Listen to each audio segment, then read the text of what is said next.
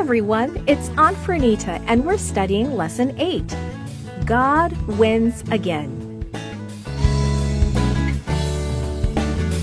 The message is, when God wins, we are winners. This week, our memory verse is, "Surely goodness and love will follow me all the days of my life, and I will dwell in the house of the Lord forever."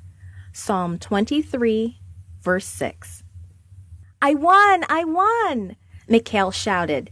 I made the final point. His teammates frowned and turned away. Recess was over. It was time for Bible class. Here's the story they studied. What do you think Mikhail might have learned? David and his 600 men marched from the city of Ziklag to help Achish, the Philistine king, fight a battle. But the Philistine princes would not let David and his men help, so they had to turn around and march all the way back to Ziklag. As Ziklag appeared in the distance, the men were shocked to see the smoke rising. While they were gone, the Amalekites had attacked and burned their city to the ground.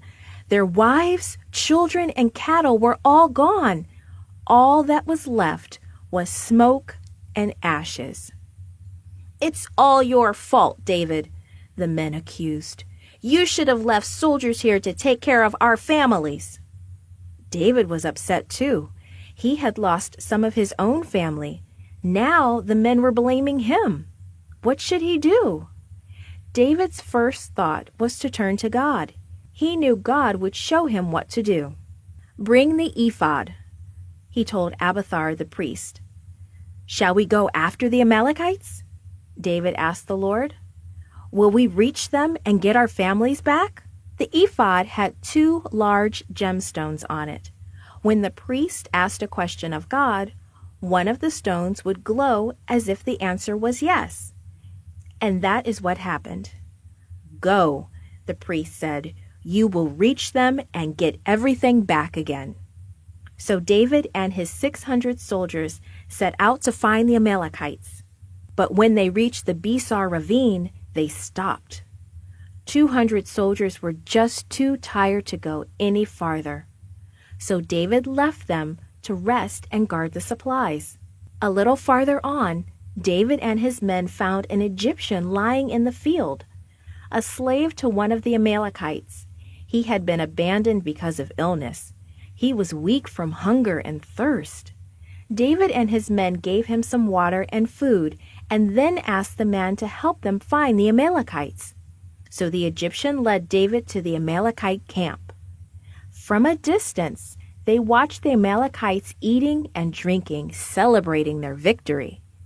David and his men attacked the Amalekites at sunset. The battle lasted all night and the next day. When it was over, the Amalekites were defeated.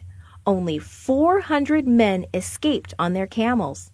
David and his men rescued everything and every person that had been stolen from Ziklag. David and the soldiers collected their families, their possessions, and their animals. They gathered things that they had captured from the Amalekites and began the long walk home.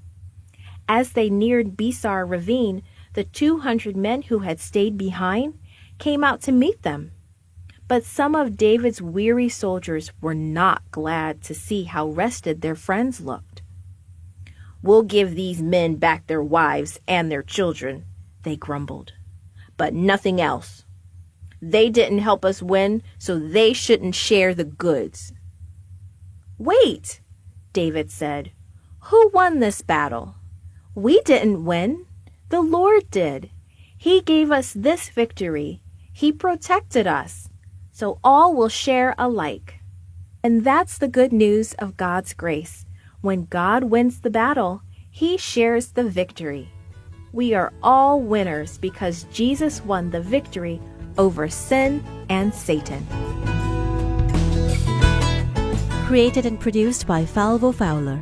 This podcast is read by Franita Buddy Fullwood for Gracelink.net. Animation and artwork by Giogo Godoy. Audio is post-produced by Faith To at Studio El Piso in Singapore. The theme music is by Clayton Kinney. The audio engineer was Maurice Bailey.